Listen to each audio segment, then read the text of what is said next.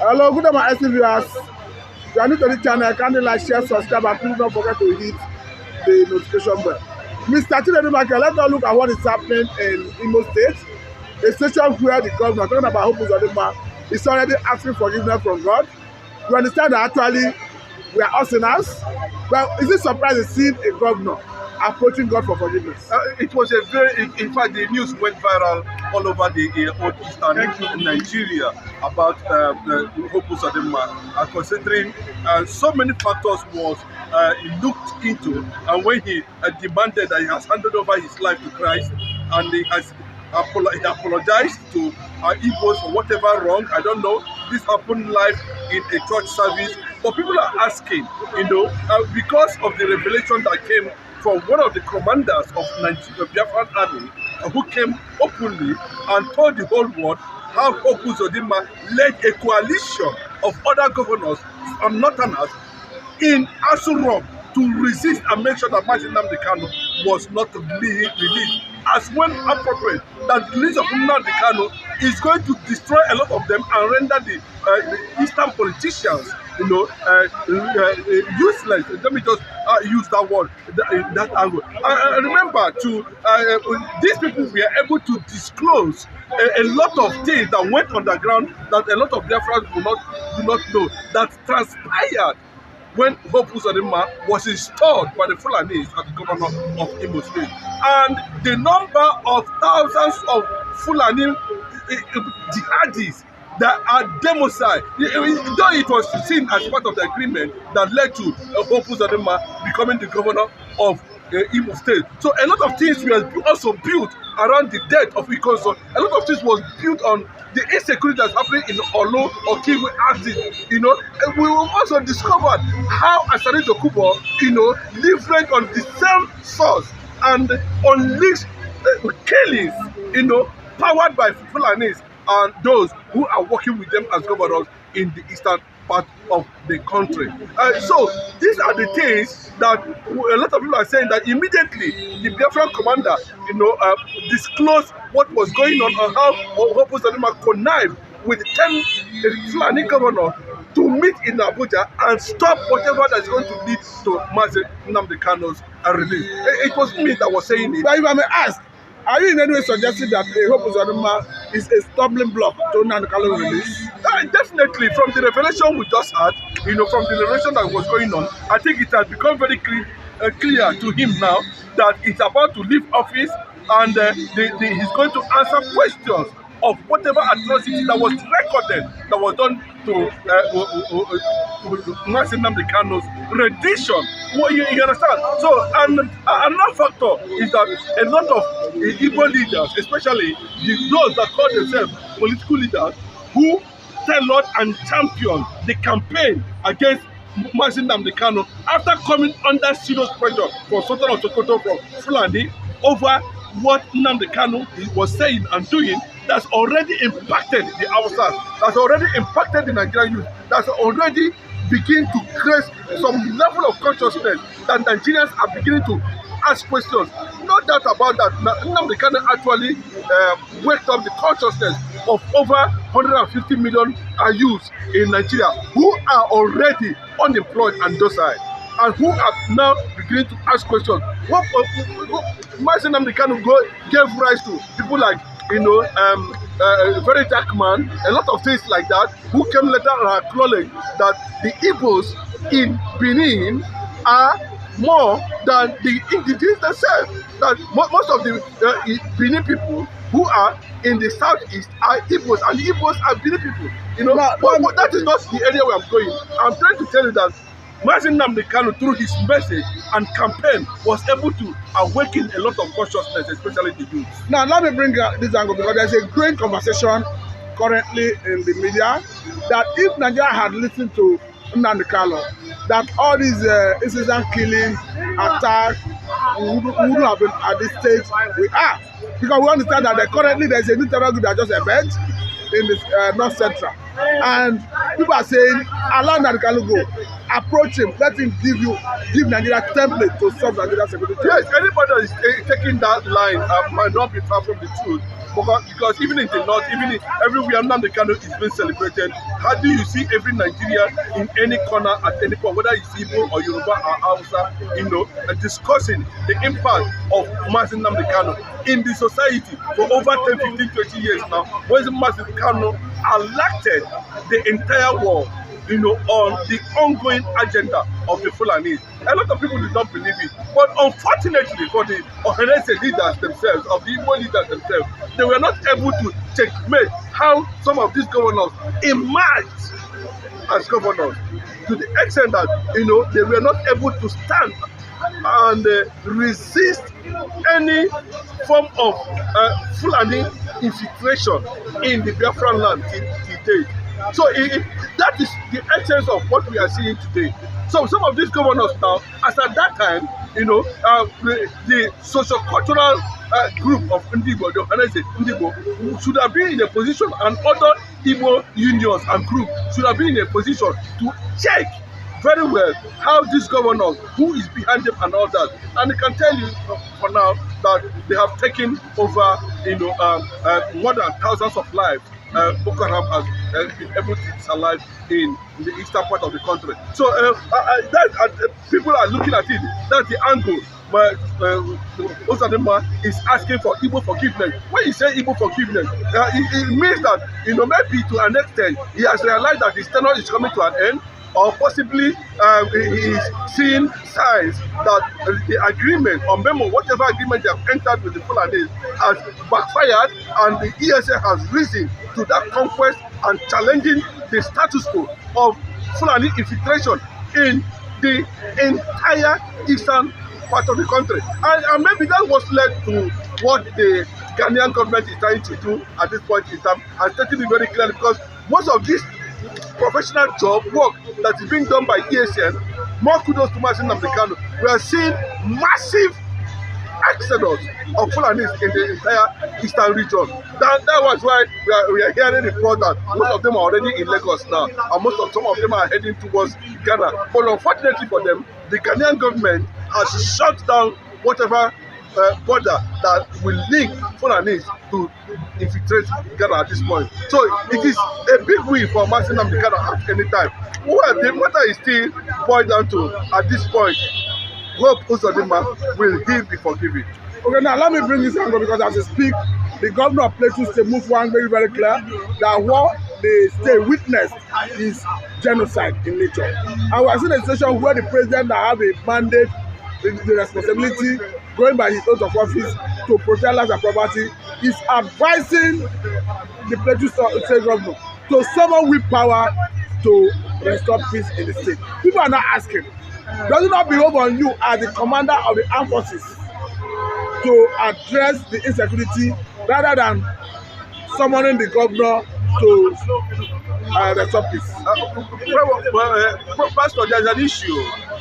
I can tell you, when I listen to the public press release and the speech made by one of the Enugu leaders, traditional leader or a former senator, let me just put it that way. I do not know the status of that man, that to be very honest with you. But I listened to that man very well, and I discovered that what is happening in the entire eastern part of the country was as a result of what the governors has actually laid down for the northern Fulani to infiltrate, just because they felt that they have been conquered, and that without the Fulani, there will be no governor of them becoming governor in that state. And let me know the question people are asking. We have 16 million Fulanis in their numbers. There are 16 million. We have 66 million Hausas, and we have other tribes and other regions. Putting all of them together, we're talking about 200 million or less. Then how come 16 million Fulanis in Nigeria have defeated the over 200 million in Nigeria? It's a question Hope Uzodinma and his cronies must answer. Whether Hope Uzodinma feel that we are going to forgive, well, we don't know what happened to Ikonso, we don't know how Biafran were killed, we don't know how Nigeria terrorist army, police, and the rest of them infiltrated Oro and wiped away the entire community. How Uzodinma must answer those questions? But let me even jump in here. Let me jump in here, Mr. Chidi, if you permit me. What do you think is panacea for this current problem of insecurity everywhere, particularly Fulani militia that we are currently seeing a new terror group? Well, I think that the best way to answer that question is what Emeka Odumogwu said in 1968 or thereabout, where he told the British government and the Fulanis that the unprovoked war against Biafra will get to a point that the people will later, even at that point, will later, rise up against them if they feel that they continue to marginalize and oppress and suppress the Igbo nation. That's what happened. So the agenda of trying to conquer Nigeria, especially the Igbo people, is what is triggering the major insecurity in the country.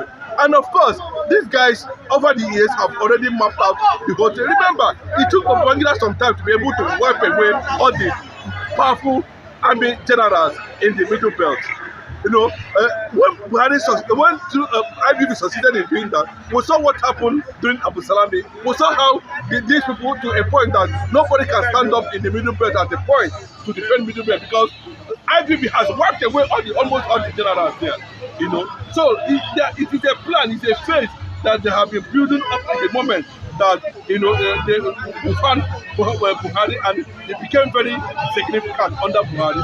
So the only way is when they have exhausted the issue, the issue of restructuring, it couldn't work, and the next thing is for the international community, the United Nations, to look into the Biafran issue. If the Yorubas and the Hausas want to stay together, so be it. Nobody has problem about that. But at least at this point, since it has become very clearly now that the Christian Biafrans is the target of the Nigerian Fulanis, of the Nigerian Islamic military. That is the game. So the best thing is for us to go our separate ways. But unfortunately, those who are in a position of power, who are supposed to resist some of these things, telling them, I don't know why Eastern governors will be there, and they are seeing their people killed on daily basis, and no one, not even one, no single governor can stand up. But some will tell that they are handicapped, because looking at the Nigerian security architecture, the command and control system that comes from Abuja to the down, do not give the governor a role to play in the chain of command and control of the security system. But what happened when there was killing in Edo State? What was the reaction of the northern governors?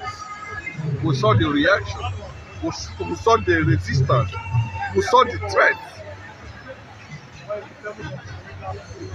We saw the carnage that took place in Imo State.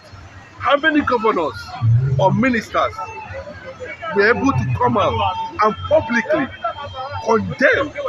Nobody came out. But we saw what the northern governors did when we saw what happened in Edo State. That's what we are talking about. They are in charge. That is it. So imagine a situation where Mazi Nnamdi Kanu were not able to establish something like ESN. Imagine what would have happened. And still, Uzodinma led a military force, the same thing that the governor of Anambra is doing at this point in time. They connect together. They say one is a Bubago, one is this, and they were killing the Biafrans themselves, creating more space, creating the understanding that the Fulanis can easily come in and do anything and nothing will happen. When they are trying to create this thing that is countering what is happening now. But let us even look at this Hausa waking up recently to realize that there is a difference between Hausa and Fulani. You can clearly see an Hausa man in a viral video trying to differentiate between Hausa and Fulani. And this is a situation Mazi Nnamdi Kanu have canvassed and worried about the Hausas allowing the Fulani to subjugate them and dominate them. Unfortunately, I don't know how serious the Hausa youths are, but there's a lot of campaign going on there. And I think they are trying to mobilize themselves, but I don't know how they are going to rise against 16 million Fulani domicile in the north. I don't know how they intend to achieve that. Most of them are emirs, most of them are governors, and all the rest of them. Most of them have alliance with Boko Haram, championing the agenda of Iran in Nigeria, the Sunnis in Nigeria, the Shiites in Nigeria, and the Arab world sponsoring the Islamization, because they make sure that everything that was in Nigeria, that God has blessed Nigeria with, they lay their hand upon it, on it. And their target has always been the eastern part of the country. They say they don't have problem with the Yorubas. They can do it at any time, and after all, they already have an understanding. But the main thing is, how are they going to conquer the eastern part of the country, to Islamize the country? And you can see the plan is ongoing. It was a tailored plan.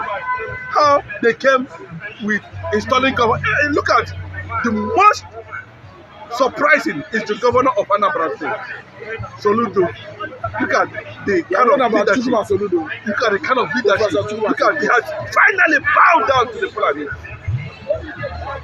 But a time will come when the Biafrans themselves will no longer forgive the lies of Uzodinma, even though he's asking for forgiveness. You can no longer forgive him. Was it not from God? Is it from man?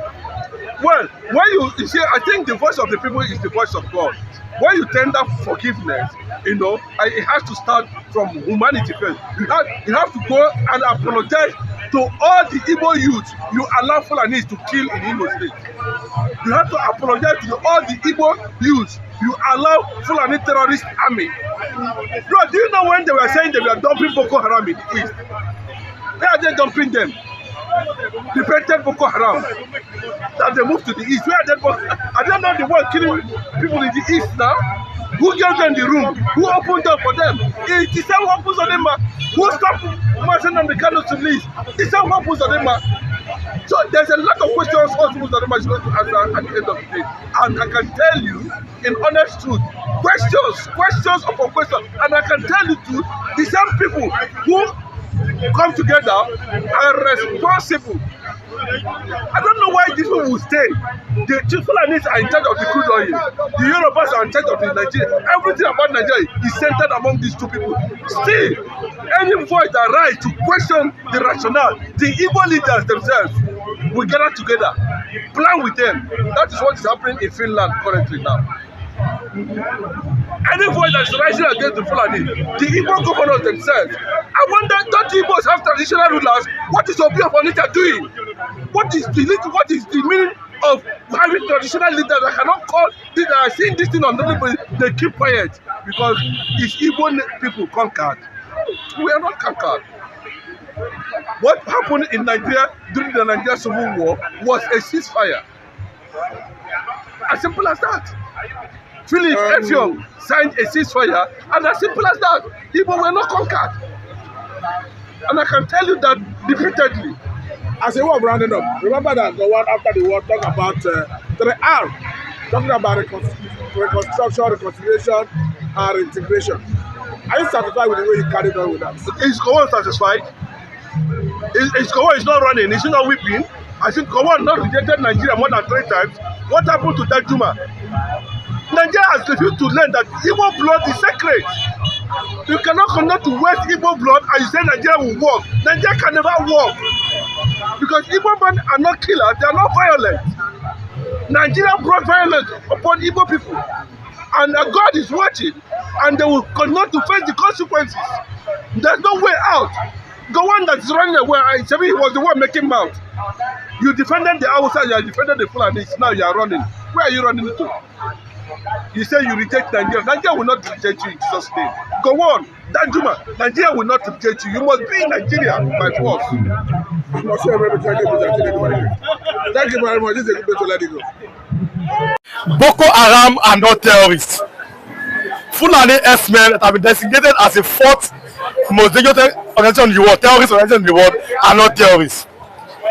ISWAP are not terrorists. But social media is the biggest terrorist organization in the whole of Nigeria. Not for me. a woman asked me, Sultan of Sokoto, and we have the videos. He said it yesterday, Wednesday. Mr. Chedu Marquez, if you are watching, kindly subscribe to this YouTube channel, on notifications, and drop your comments. Then click the like button, like, and also share with others.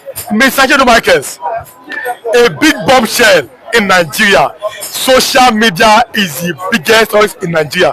What do you have to say about this from Sultan of Sokoto? I don't know, because where he got that understanding, because I know that it looks like they are sensing that Bola Ahmed Tinubu might be deviating from the original plan over the issue that has to do with conquest by force.